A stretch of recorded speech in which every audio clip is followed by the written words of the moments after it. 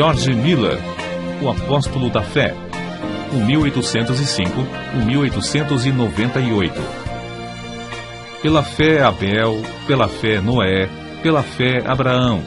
Assim é que o Espírito Santo conta as incríveis proezas que Deus fez por intermédio dos homens que ousavam confiar unicamente nele. Foi no século XIX que Deus acrescentou o seguinte a essa lista.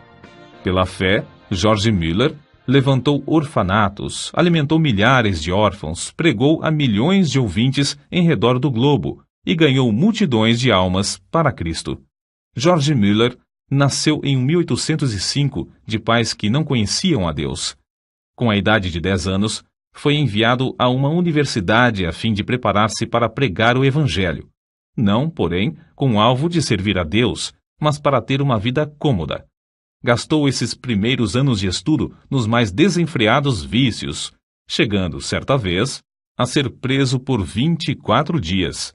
George, uma vez solto, esforçava-se nos estudos, levantando-se às 4 horas da manhã, estudando o dia inteiro até às 10 da noite. Tudo isso, porém, ele fazia para alcançar uma vida descansada de pregador. Aos 20 anos de idade, contudo, houve uma completa transformação na vida desse moço. Assistiu a um culto onde os crentes, de joelhos, pediam que Deus fizesse cair sua bênção sobre a reunião. Nunca se esqueceu desse culto, pois viu, pela primeira vez, crentes orando ajoelhados. Ficou tão profundamente comovido com o ambiente espiritual que passou a buscar também a presença de Deus, costume esse que não abandonou durante o resto da vida. Foi nesses dias, depois de sentir-se chamado para ser missionário, que se hospedou durante 2 meses no famoso orfanato de A.H. Frank. Apesar de esse fervoroso servo de Deus, o Sr. Frank, ter morrido quase 100 anos antes, em 1727, o seu orfanato continuava a funcionar com as mesmas regras de confiar inteiramente em Deus para todo sustento. Mais ou menos ao mesmo tempo em que George Miller hospedou-se no orfanato um certo dentista, o Sr. Graves.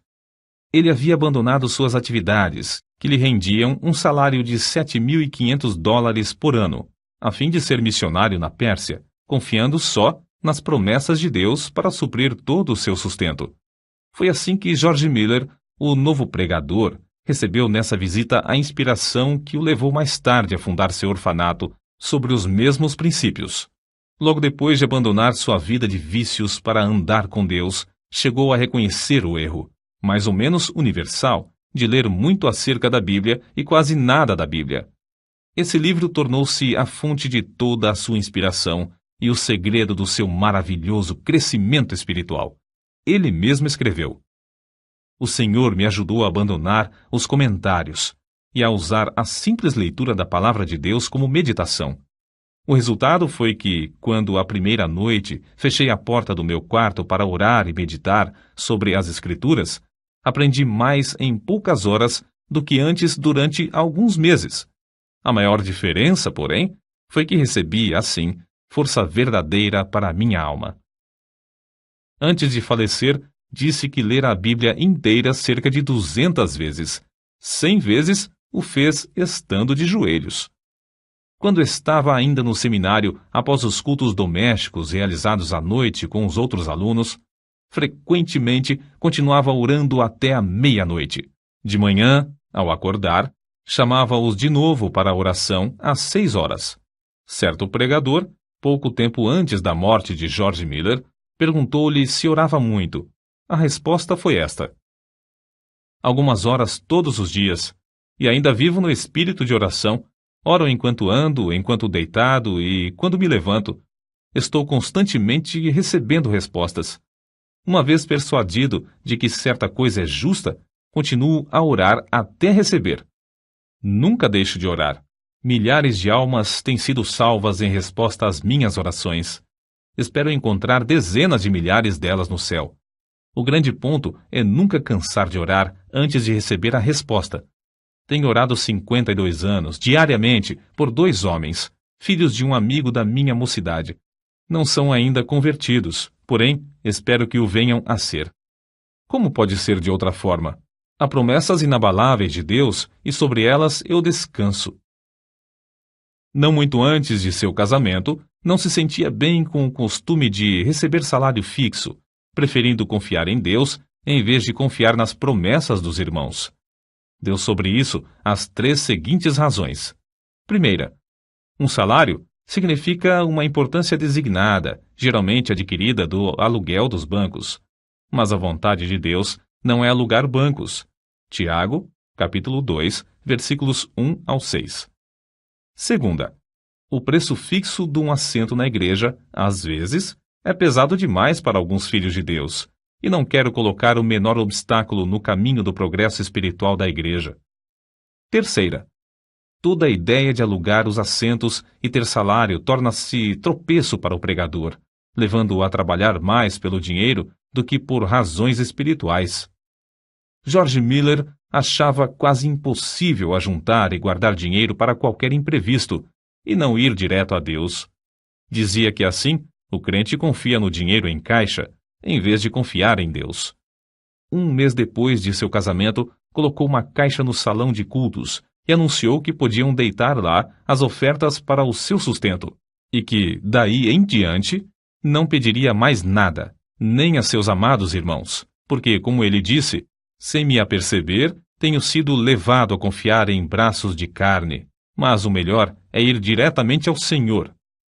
O primeiro ano findou com grande triunfo, e George Miller disse aos irmãos que, apesar da pouca fé ao começar, o Senhor tinha ricamente suprido todas as suas necessidades materiais.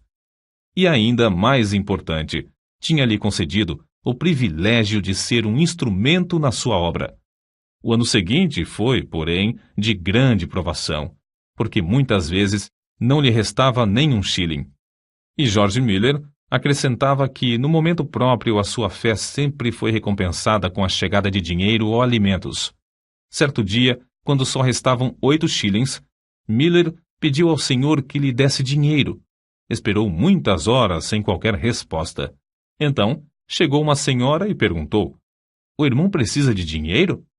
Isso foi para ele uma grande prova de fé. Entretanto, o pastor respondeu: "Minha irmã, eu disse aos irmãos, quando abandonei meu salário, que só informaria ao Senhor a respeito das minhas necessidades.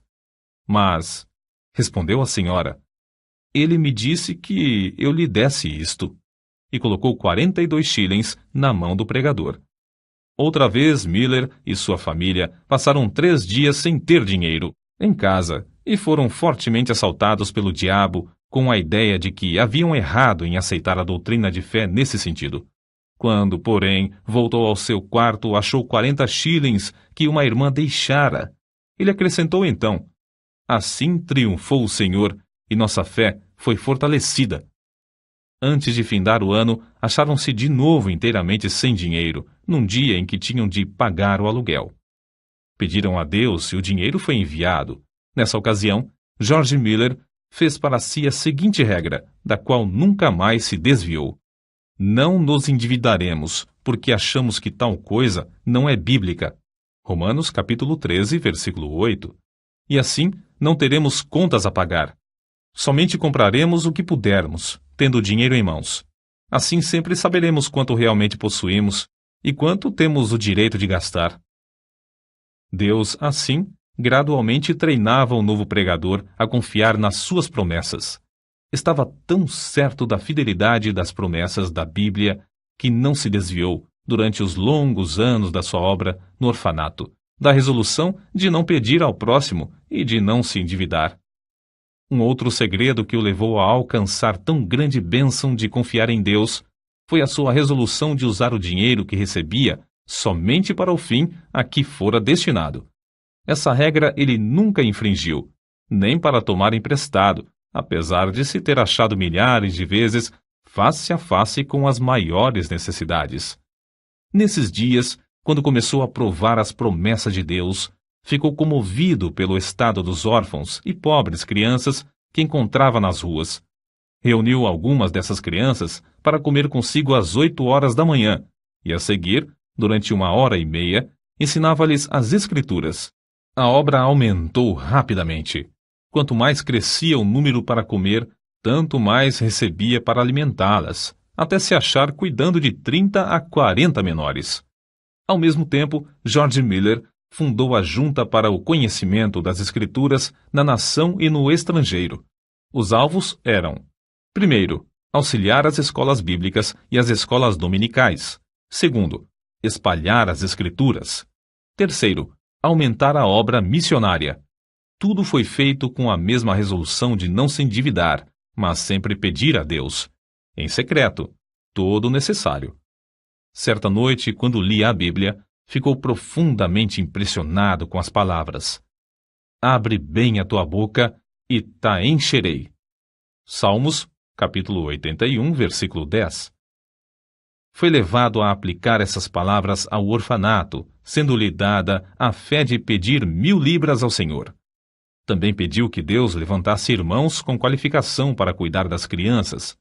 Desde aquele momento, esse texto bíblico serviu-lhe como lema, e a promessa se tornou em poder que determinou todo o curso da sua vida. Deus não demorou muito a dar a sua aprovação de alugar uma casa para os órfãos. Foi apenas 2 dias depois de começar a pedir que ele escreveu no seu diário: hoje recebi o primeiro shilling para a Casa dos Órfãos. 4 dias depois, foi recebida a primeira contribuição de móveis, um guarda-roupa. Além disso, uma irmã ofereceu seus serviços para cuidar dos órfãos. Naquele dia, George Miller escreveu que estava alegre no Senhor e confiante em que ele ia completar tudo. No dia seguinte, George Miller recebeu uma carta com estas palavras: oferecemo-nos para o serviço do orfanato se o irmão achar que temos as qualificações. Oferecemos também todos os móveis, etc., que o Senhor nos tem dado.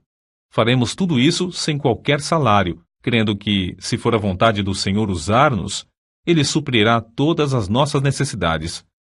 Desde aquele dia, nunca faltaram no orfanato auxiliares alegres e devotados, apesar de a obra aumentar mais depressa do que George Miller esperava. 3 meses depois, finalmente conseguiu alugar uma grande casa e anunciou a data da inauguração do orfanato para o sexo feminino. No dia da inauguração, porém, ficou desapontado. Nenhuma órfã foi recebida. Somente depois de chegar à casa é que se lembrou de que não as tinha pedido. Naquela noite humilhou-se, rogando a Deus o que anelava. Ganhou a vitória de novo, pois veio uma órfã no dia seguinte. 42 pediram entrada antes de findar o mês, sendo que já havia 26 no orfanato. Durante o ano, houve grandes e repetidas provas de fé. Aparece, por exemplo, no seu diário: sentindo grande necessidade ontem de manhã, fui dirigido a pedir com insistência a Deus, e em resposta, à tarde, um irmão deu-me 10 libras. Muitos anos antes da sua morte, afirmou que até aquela data tinha recebido da mesma forma 5.000 vezes a resposta, sempre no mesmo dia em que fazia o pedido. Era seu costume, e recomendava também aos irmãos, manter um livro onde, numa página, assentava seu pedido com a data em que fora feito, e no lado oposto, a data em que recebera a resposta. Dessa maneira, foi levado a desejar respostas concretas aos seus pedidos, sem que houvesse dúvida acerca dessas respostas. Com o aumento do orfanato e do serviço de pastorear os 400 membros de sua igreja, George Miller achou-se demasiadamente ocupado para orar. Foi nesse mesmo tempo que chegou a reconhecer que o crente podia fazer mais em 4 horas, depois de uma em oração, do que em 5 sem oração. Essa regra ele a observou fielmente durante 60 anos. Quando alugou a segunda casa para os órfãos do sexo masculino, disse: ao orar, estava lembrado de que pedia a Deus o que parecia impossível receber dos irmãos, mas que não era demasiado para o Senhor conceder. Ele orava com 90 pessoas sentadas às mesas. Senhor, olha para as necessidades de teu servo. Essa foi uma oração a que Deus abundantemente respondeu.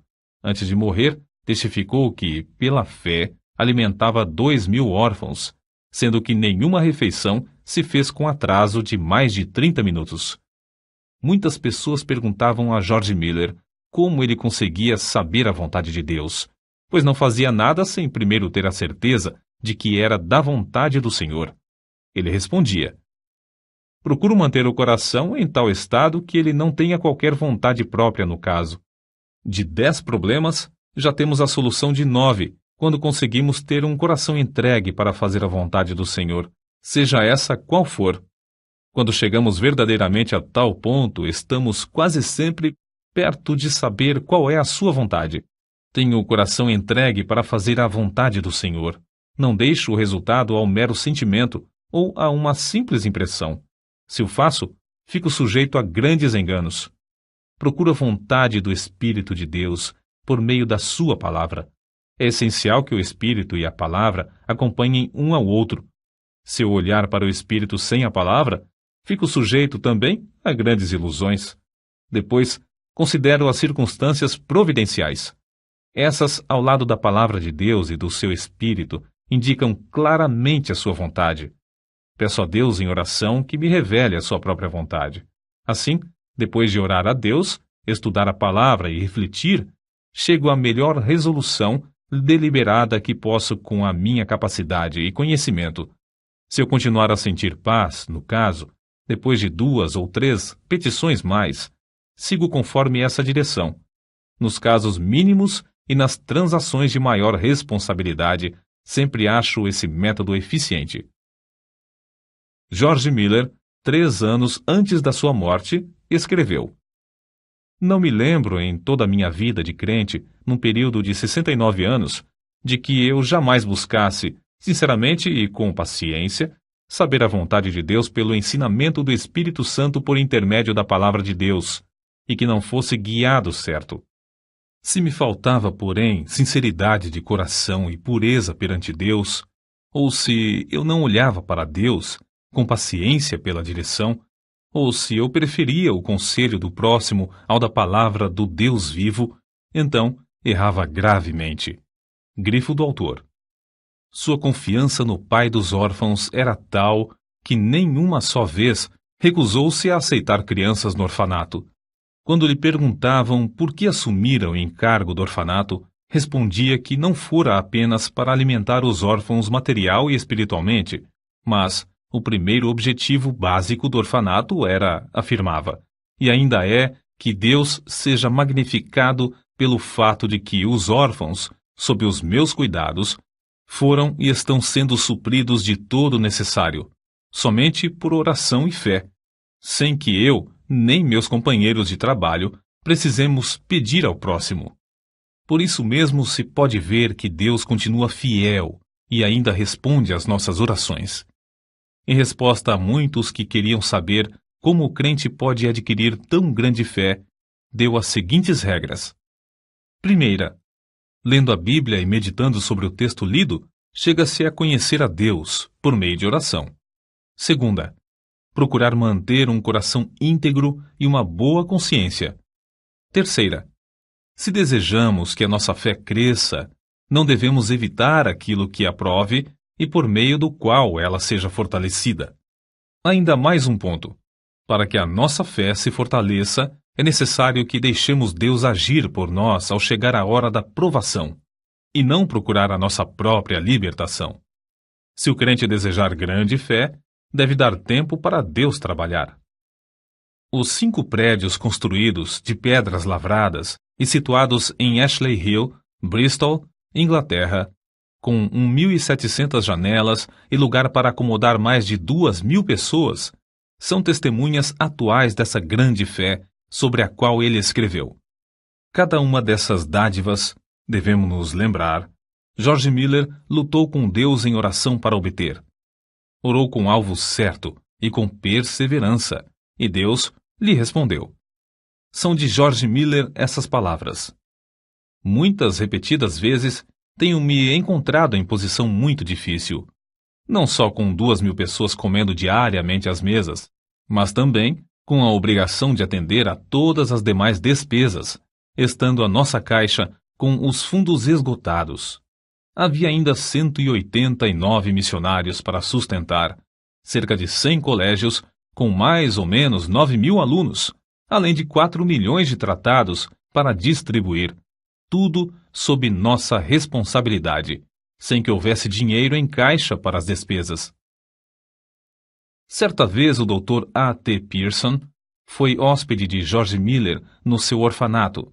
Uma noite, depois que todos se deitaram, George Miller o chamou para orar, dizendo que não havia coisa alguma em casa para comer.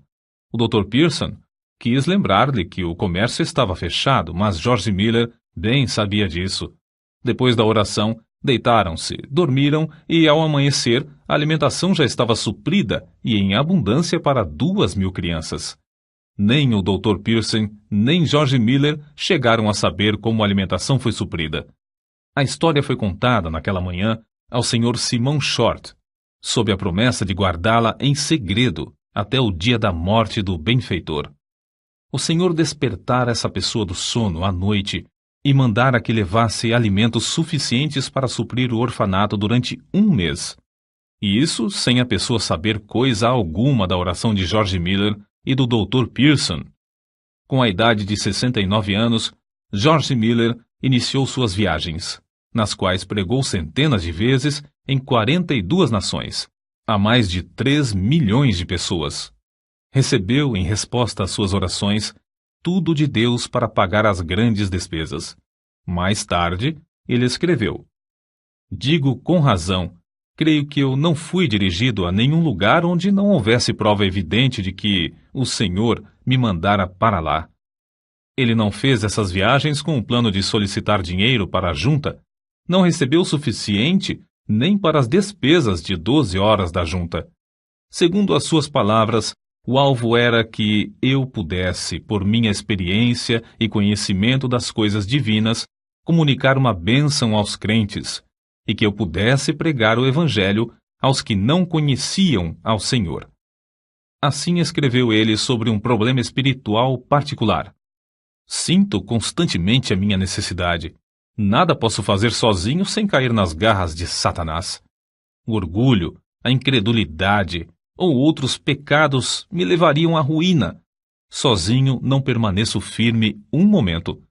Que nenhum ouvinte pense que, devido à minha dedicação, eu não me possa inchar ou me orgulhar, ou que eu não possa descrer de Deus." O estimado evangelista Carlos Ingles contou a respeito de George Miller. "Quando vim pela primeira vez à América, faz 31 anos, o comandante do navio era devoto tal que jamais conheci. Quando nos aproximamos da Terra Nova, ele me disse: 'Sr. Ingles, a última vez que passei aqui, há 5 semanas, aconteceu uma coisa tão extraordinária que foi a causa de uma transformação de toda a minha vida de crente. Até aquele tempo, eu era um crente comum.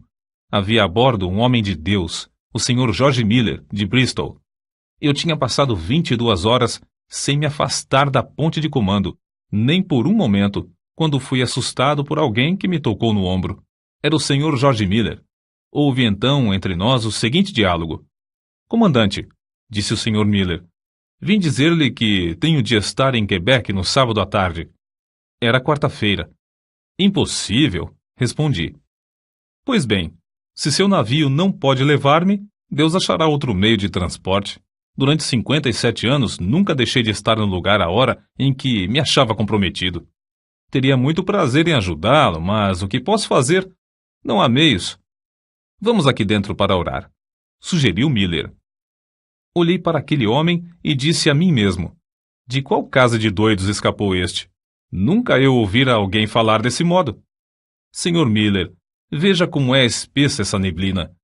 Não, respondeu ele. Os meus olhos não estão na neblina, mas no Deus vivo que governa todas as circunstâncias da minha vida. O Sr. Miller caiu de joelhos e orou da forma mais simples possível. Eu pensei, é uma oração como a de uma criança de 8 ou 9 anos. Foi mais ou menos assim que ele orou. Ó Senhor, se for da tua vontade, retira esta neblina dentro de 5 minutos. Sabes como me comprometi a estar em Quebec no sábado. Creio ser isto a tua vontade. Quando findou, eu queria orar também, mas o Sr. Miller pôs a sua mão no meu ombro e pediu que não o fizesse, dizendo: Comandante, primeiro, o senhor não crê que Deus faça isso, e, em segundo lugar, eu creio que ele já o fez. Não há, pois, qualquer necessidade de o senhor orar nesse sentido. Conheço, comandante, o meu senhor há 57 anos, e não há dia em que eu não tenha audiência com ele. Levante-se, por favor. Abra a porta e verá que a neblina já desapareceu. Levantei-me, olhei, e a neblina havia desaparecido. No sábado à tarde, George Miller estava em Quebec. Para ajudá-lo a levar a carga dos orfanatos e apropriar-se das promessas de Deus em oração, lado a lado com ele, George Miller tinha consigo, havia quase 40 anos, uma esposa sempre fiel. Quando ela faleceu, milhares de pessoas assistiram ao seu enterro, das quais cerca de 1.200 eram órfãs. Ele mesmo, fortalecido pelo Senhor, conforme confessou, dirigiu os cultos fúnebres no templo e no cemitério. Com a idade de 90 anos, pregou o sermão fúnebre da segunda esposa, como fizera na morte da primeira. Uma pessoa que assistiu a esse enterro assim se expressou. Tive o privilégio, sexta-feira, de assistir ao enterro da senhora Miller e presenciar um culto simples, que foi, talvez pelas suas peculiaridades, o único na história do mundo. Um venerável patriarca preside o culto do início ao fim. Com a idade de 90 anos, permanece ainda cheio daquela grande fé que o tem habilitado a alcançar tanto e que o tem sustentado em emergência, problemas e trabalhos de uma longa vida. No ano de 1898, com a idade de 93 anos, na última noite antes de partir para estar com Cristo, sem mostrar sinal de enfraquecimento das forças físicas, deitou-se como de costume. Na manhã do dia seguinte, foi chamado, na expressão usada por um amigo pessoal. O querido ancião Miller desapareceu de nosso meio para o lar, quando o mestre abriu a porta e o chamou ternamente, dizendo: "Vem." Os jornais publicaram, meio século depois da sua morte, a seguinte notícia: o orfanato de George Miller, em Bristol, permanece como uma das maravilhas do mundo. Desde a sua fundação, em 1836, a cifra que Deus tem concedido, unicamente em resposta às orações, sobe a mais de 20 milhões de dólares, e o número de órfãos ascende a 19.935. Apesar de os vidros de cerca de 400 janelas terem sido partidos recentemente por bombas durante a Segunda Guerra Mundial, nenhuma criança e nenhum auxiliar foi ferido.